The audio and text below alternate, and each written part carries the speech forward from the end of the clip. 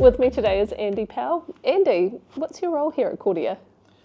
So I'm Operations Manager for Field Solutions. So that means looking after the field teams through the team leaders and managing the delivery of our build, maintain services throughout New Zealand for all our customers. Generally that means it also looks after the assets, so the vehicles, the test equipment, that side of things, as well as managing quality, health and safety, and the higher level side of management for the teams and the team leaders. Yeah, really big critical role. I wanted to ask you about the towers specifically, because Kordia is celebrating the 60th anniversary of the very first towers that were built back in 1965. One of those was Wharite Peak, and I believe that's actually where you started your career. It is, yep. No, I started off as a trainee radio tech at the Wharite Peak site, and that was in the 80s. I won't say when in the 80s. But yes, it was quite different to what it is now in the respect of we manned the sites.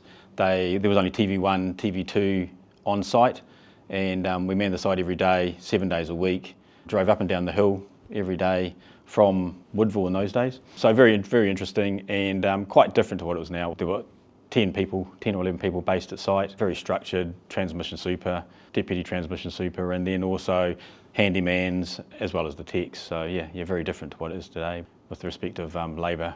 Yeah, and obviously no one works permanently on the site anymore, do they? No, it's all done remotely. All remote controlled now, yeah. and very much monitored at a central point. Yes. And managed from day to day from bases based in cities around the countryside. Yeah. So tell me a little bit more, what was the company like, back in those days, the analogue TV? Analogue TV days.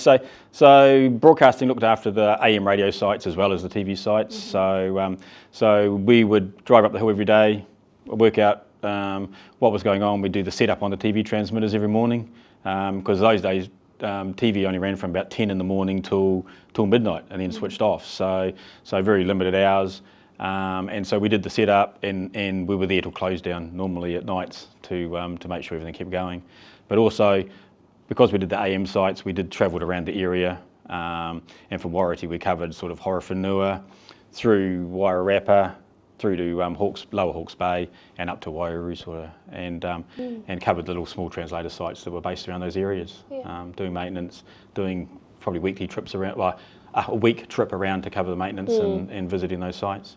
Yeah. But very different too, because it was valve technology in those days. So no semiconductors, well, not many semiconductors, so it was all valves.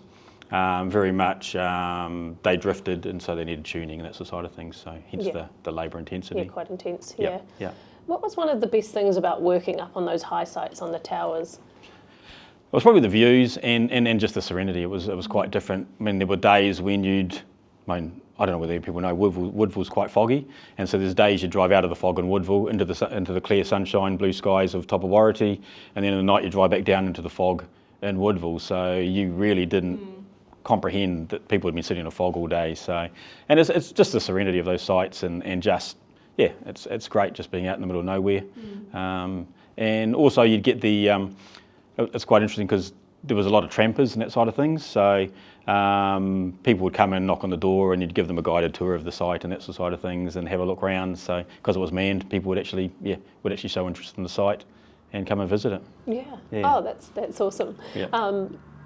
So you have quite a different role now. Yeah. Do you still get out into the field to go see some of the sites? I do. You do now? Yeah. So that's part of the quality side of things, just auditing quality of workmanship, of site maintenance, and just checking the quality of the assets and that the sites look good and feel good. So it is. It's just keeping an eye on those side of things. Yeah. Cool. And you have got quite a number of people in your team though today.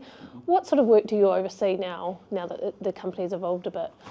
So it is quite different now. It's in the 80s it was predominantly broadcast, so it was very much broadcast. There wasn't even FM radio in those days, so it was only TV and AM. So now we look after the full gambit of broadcast between TV, FM and AM, but also branch into the telecommunications, which is probably a lot more of our business, looking after people's communications needs, that side of things, as also customer premise and local installs for business, that side of things. Yeah, so sort of an expansion of that critical comms. Quite a different, in that branching out to the more the telecommunications side, yeah. Yes. Well, thank you, Andy. It's been really, really interesting to hear a little bit about our company history and also the critical role that you do for Kordia. Thank you so much. It was very insightful, and we'll see you next time.